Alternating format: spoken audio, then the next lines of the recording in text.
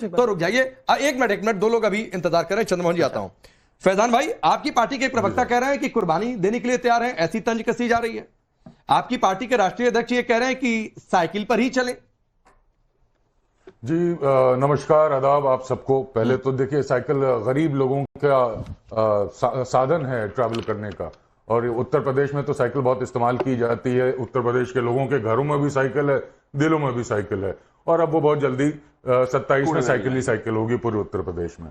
खैर, इसके अलावा मैं आपसे एक बात कहना चाहूंगा। अभी शिवम साहब कुछ बातें कर रहे थे कि मोदी जी ने बड़ा काम कर दिया। खैर, वो बीजेपी के प्रवक्ता है, उनका काम है, वो अपना काम कर रहे हैं, लेकिन सच्चाई साहब कुछ और है। अगर आप सच्चाई देखें तो हमारे आदरणीय प्रधानमंत्री साहब ने जब से वो आए हैं, काबिज हुए हैं सत्ता में, तब से आप अगर आंकड़े उठा करके देख लें, मैं सारे आंकड़े लेकर के बैठा हूं, वक्त दीजिएगा, मैं सारे आपको दे दूंगा जनता को, आपके तो जरिए, चाहे वो एनर्जी हो, चाहे गैस हो साहब, अब तो दूध जो है और जो आवश्यक वस्तुएं हैं, उन सबका दाम जो है मोदी साहब जो है ऐसे बढ़ाते चले जा रहे हैं जैसे उनको कोई फर्क ही नहीं पड़ता सिटीजन को क्या होगा। रुपया गिरता चला जा रहा है। ये हमारे मोदी साहब ही हैं जो कहते थे रुपया गिरता है तो देश की इज्जत गिरती है। आज रुपया 95.36 के पार हो गया है, जो साल में 5.6% जो है उसमें गिरावट आ गई है। हमारे मोदी साहब अभी कुछ 4 साल पहले उनका एक वीडियो अभी वायरल हुआ, पंडित नेहरू का मुखौल उड़ा रहे थे, जैसे वो जनता को उड़ा चुके हैं बाहर के मुल्कों में जाकर के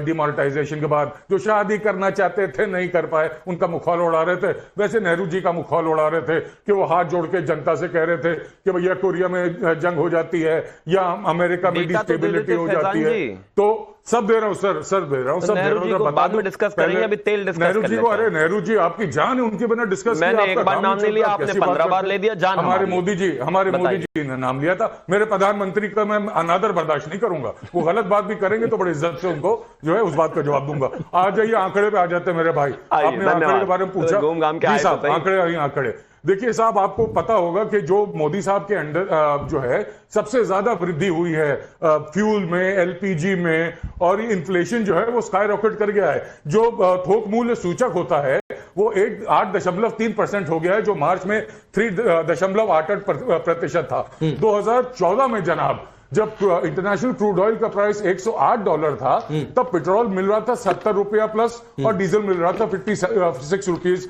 पर लीटर के हिसाब से। आप जब आए तो आपके दौरान पिछले 11 साल में एक एवरेज दे रहा हूं, $70 पर बैरल के हिसाब से इंटरनेशनल क्रूड ऑयल था। और आप क्या कर रहे थे साहब, 2014 और 25 के बीच के आंकड़े अगर देख लें, 14 बार तो साहब आपने एक्साइज ड्यूटी बढ़ा दी। एवरेज अगर पेट्रोल का निकाल लें आपके दौरान जो है, एवरेज पेट्रोल आपके दौरान फैजान भाई मैं समझ गया। मैं इसको समराइज करके शिवम से सवाल आपकी ओर से पूछ लेता हूं। कुल मिलाजुलाकर अनमोल ने भी ये बात कही और फैजान भाई भी ये कह रहे हैं कि भाई जब तेल कच्चा दाम कम था, कच्चे तेल का दाम, तब तो आप लोगों ने जेबें भरी अपनी, सरकार की मतलब खजाने का मतलब सरकारी खजाने में पैसा गया, और अब जो है वो फायदा आप रिवर्ट नहीं कर रहे हैं। पहले तो सबसे पहले महंगाई पर आते हैं। जिस 2013-14 की वो बात कर रहे हैं, आपको पता है उस दौरान इन्फ्लेशन कितना था? 9.5%।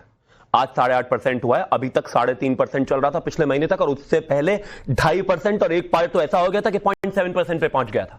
तो कृपया करके उसका कंपैरिजन कर ले। दूसरा एक और चीज, 2013-14 में तो यही तेल था, यही स्थिति थी, ना कोई वॉर था, ना कोई झगड़ा था, ना कोई लड़ाई थी, ना कोई युद्ध था, ना कोई बड़ी कंट्री एक दूसरे को मार रही थी, लेकिन बावजूद उसकी स्थिति इतनी खराब हो गई थी कि इसी देश में कह दिया गया था कि पेट्रोल पंप 8 बजे के बाद बंद रहेंगे। हालांकि ऐसा हो नहीं पाया। खुद पी चिदम्बरम ने आके कहा था कि don't by gold, it's not a valuable asset, उसको रोकने के लिए कही। इसके अलावा मनमोहन सिंह जी ने कहा क्या था, क्योंकि आपका क्या था, करंट अकाउंट डेफिसिट 4.3% पहुंच गया था, ठीक है, जो कि अभी भी 1.4%, 1.3% है। रीजन है स्थिति बेहतर है, लेकिन चीजों को मेंटेन करना है। ठीक है, मैं आता हूं फैजान जी और चंद्रमोहन जी, लेकिन पहले रवि आर कुमार। कायदे से मुझे पहला सवाल आपसे करना चाहिए था, और वो इसलिए कि जनता ये जानना चाहती है, और मैं भी ये जानना चाहता हूं, और हर कोई जानना चाहता है कि 3 रुपया ट्रेलर है क्या, आगे कितना बढ़ेगा? देखिए, मैंने इन लोगों की बातों को बड़ा गौर से सुना। पक्ष विपक्ष की बात अपने जगह पे है, लेकिन मैं अभी भी मैनहट्टन से आया हूं और परसों भी सैन फ्रांसिस्को की यात्रा पे रहूंगा। आप सब कुछ कंपेयर कर रहे हैं कि अमेरिका में तेल का दाम बढ़ा, यूरोप में तेल का दाम बढ़ा, लेकिन इंडिया का स्टॉक मार्केट को कंपेयर किया जाए -8% है, वहीं पाकिस्तान जिससे हम कंपेयर करते हैं +43% पर एनम का ग्रोथ है, अमेरिका का ग्रोथ है 24%, कनाडा का ग्रोथ है 35%, आपके चाइना का ग्रोथ है 19% का, और सिंगापुर का ग्रोथ है आपका 24.93% का। तो अगर कंपेयर करना है सब कुछ में कंपेयर कर सकते हैं। इंडियन मार्केट, इंडिया में जो तेल का दाम गिरने का सबसे बड़ा कारण है, इंडिया में सबसे ज्यादा हाईएस्ट क्रूड का जो प्राइस था ये 2008 में था, $140 का प्राइस था।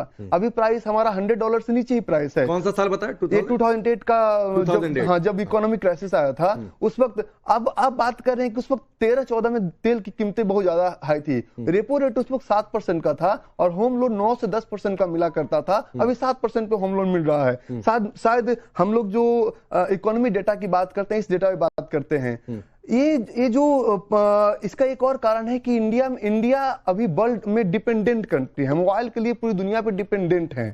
आदरणीय प्रधानमंत्री जी ने एक बात कही कि आप इसे रोकिए, एक आदेश नहीं है, एक अपील है कि आप इसे रोकिए। लेकिन आप समझिए कि अगर हम सब कुछ रोक देंगे तो इकोनॉमी रुकेगा, सरकार का टैक्स रुकेगा, जीएसटी रुकेगा, वैट रुकेगा, और इससे हमारा इकोनॉमी बढ़ेगा नहीं, इकोनॉमी और कमजोर होगा। जिस तरह से हम हर साल, चाहे आपकी सरकार हो चाहे बीजेपी की सरकार हो, आज पिछले 7 से 8 सालों में दिल्ली में एक पेंडेमिक नहीं, लेकिन एक चीज रवि भाई, एक चीज जो प्रधानमंत्री ने अपील की उसके पीछे एक वजह ये बताई गई कि हमें विदेशी मुद्रा कम खर्च करनी पड़ेगी। बहुत अच्छी बात है, विदेशी मुद्रा आप कम खर्च कर ही नहीं सकते हैं। ऑयल पे हम विदेशी मुद्रा सिर्फ और सिर्फ 2.3% खर्च करते हैं, और टेक पे हम विदेशी मुद्रा खर्च करते हैं लगभग 67%। आज हम गूगल का इस्तेमाल करते हैं, फेसबुक का इस्तेमाल करते हैं, माइक्रोसॉफ्ट का इस्तेमाल करते हैं, हर एक कंप्यूटर माइक्रोसॉफ्ट इंस्टॉल्ड है। इंडियन कंपनी नहीं है, गूगल इंडियन कंपनी नहीं है। हम बताने तो आप ये कहना चाह रहे हैं कि लोग भर भर कर तेल खरीदे उससे कोई फर्क नहीं पड़ेगा, भर भर कर गोल्ड खरीदे कोई फर्क तेल का सब्स्टिट्यूट निकाला नहीं, गोल्ड ज्वेलरी आप खरीदना रोक सकते हैं, लेकिन आप कहेंगे ट्रांसपोर्टेशन रोक दीजिए। नहीं, रोकने के लिए थोड़ी नहीं कहा, ये कहा कि कम खर्चा करिए, मेट्रो इस्तेमाल करिए या दूसरे तरीके अपनाइए। बहुत अच्छी बात है। मेरा घर यहाँ गुरुग्राम सेक्टर 67 में है और हमारे पास मेट्रो की सेवाएं नहीं है, और मैं दिल्ली एनसीआर की बात करूंगा, बिहार की बातें नहीं करूंगा, तो वहां पे हम मेट्रो का इस्तेमाल कैसे कर सकते हैं? हमारा जहां नहीं है वो तो उन्होंने भी कहा ना कि जहां है वहां, तो मैं दिल्ली एनसीआर में जब सुविधाएं नहीं है तो कितने शहर में सुविधाएं हैं? बोलिए शिवम, बहुत सारी बातें कही हैं, रवि आर कुमार ने बहुत सारे फैक्ट भी रखे, कोई जवाब है? देखिए, सबसे पहले तो मैं एक चीज कहना चाहता हूं, खासतौर पर सबसे पहले तो मैं एक चीज कहना चाहता हूं कि खासतौर पर भारत का जो 8 से 9% बाजार गिरने की बात हुई है, उसकी स्थिति सिर्फ सामान्य यही रही है कि युद्धों का हालात रहा है, हाल बेहद खराब रहे हैं, चारों तरफ जो है एक अनस्टेबिलिटी वाला फैक्टर आया। इसमें कहीं कोई दो राय नहीं है कि हम सेल्फ रिलायंट इकोनॉमी है नहीं, कहीं ना कहीं ज्यादातर चीजों को हमें बाहर से जो है लाना पड़ता है। दूसरा रीजन ये भी है, पाकिस्तान की इकोनॉमी का उन्होंने एक एग्जाम्पल दिया।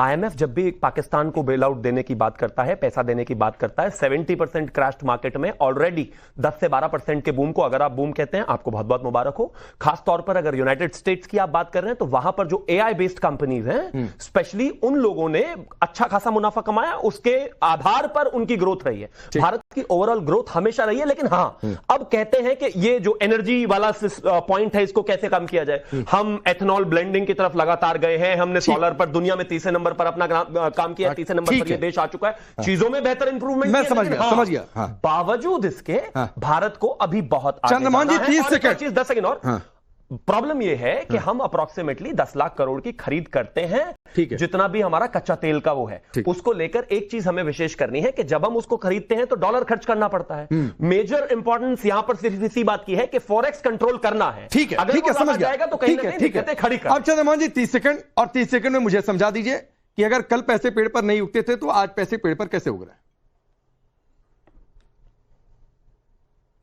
बिल्कुल सिंपल सा उदाहरण है। देखिए, जब ईरान से तेल हमें 12% सस्ता मिलता था और उसके 60,000 करोड़ रुपया हमारे बैंकों में पड़ा हुआ था, आज हम वेनेजुएला से तेल खरीद रहे हैं, वो 76 से 73 दिन में आता है, वो हमसे इंश्योरेंस के पैसे भी लेता है, तेल भी महंगा देता है, लेकिन सब चंगा है जी, मोदी जी का है, क्योंकि उन्होंने सिलेंडर कर रखा है। अब उसके बाद 3.5 जो मेजर बात का जवाब देंगे, साइकिल ऑफ लूट क्या है 11 साल में मोदी सरकार की, जो जनता पेट्रोल और डीजल की 43 लाख रुपया करोड़, मतलब हर दिन 1,000। ठीक है, मैं पूछ रहा हूं, पैसा पेड़ पर आज भी तो नहीं उग रहा है, आप सहमत है कि नहीं? मेरे पैसा पेड़ पर आज भी नहीं उग रहा है, इस बात से सहमत है नहीं? उसका जवाब, या पैसा आज पेड़ पर उग रहा? नेट राकेश जी, पैसा आज भी उसी तरह से हिंदुस्तान के अंदर है जो चोरी करके इन्होंने अपने मित्र मंडली के हाथ में दिया। मतलब कल कोई और चोरी कर रहा था, आज कोई और चोरी कर रहा है। चोरी कल भी हो रही थी, चोरी आज भी हो रही है। वो अमेरिका में तो होते नहीं। ठीक है, अब शिवम त्यागी ये नहीं कहेंगे कि अमेरिका में नीट के एग्जाम चोरी नहीं होते। ठीक है, अब नीट पर मत जाइए, नीट पर अलग से चर्चा कर लेंगे।